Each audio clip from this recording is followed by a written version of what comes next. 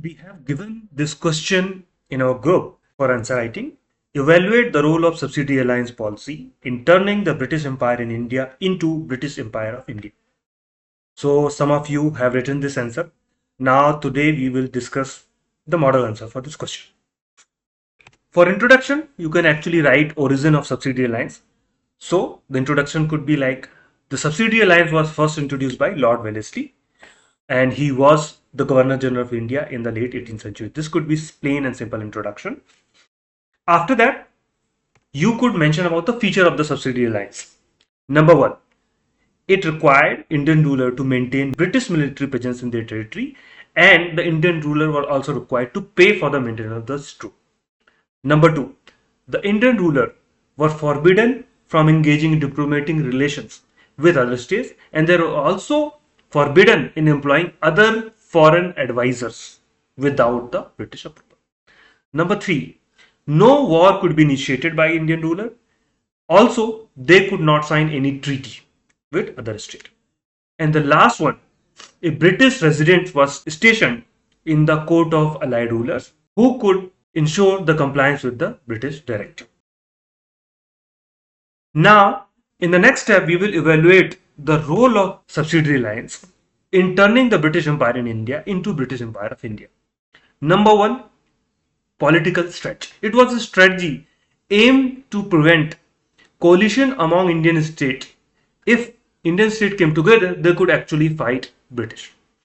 And this strategy essentially prevented Indian rulers from forming a coalition. Number two, military presence.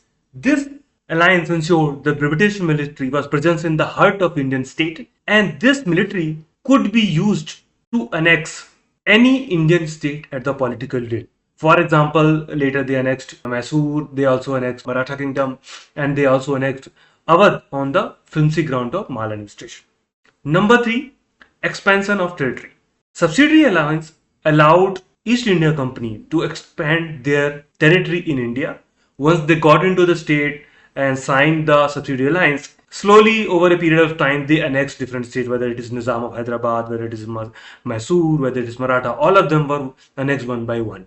So it allowed expansion of British territory. Therefore, it helped in turning British Empire in India into British Empire of India.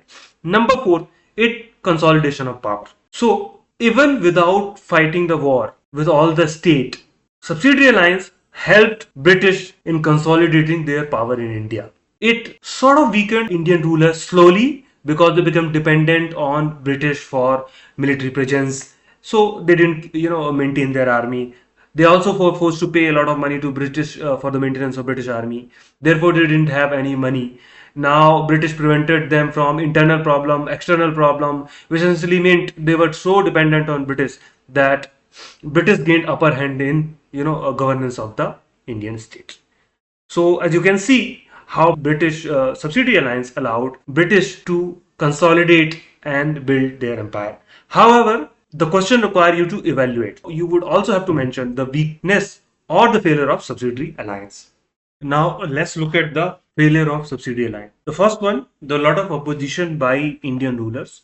They resented the loss of sovereignty, control over their territory, and therefore this led to many wars with the local ruler, like Anglo-Maratha war. Then there's a war with Mysore, and then the other state also. Number two, financial strain. These wars led to financial strain on the East India Company. And in fact, during this period, the debt of the East India Company grows significantly. Number three, if the rulers signed the alliance, they retained their territory. And British were not very happy with that. So later they introduced doctrine of lapse, which allows them to annex state of the Hindu rulers who did not have a successor. So these were the failure of subsidiary alliance in achieving what British wanted to achieve. However, it was largely very, very successful. Now, in conclusion, I think this is the line written by a British writer. The subsidiary alliance was a system of fattening alliance, as we fat an oxen till they were worthy of being devoured. And this is what exactly subsidiary alliance achieved. Thank you for watching this, and we'll see you in discussion of next question.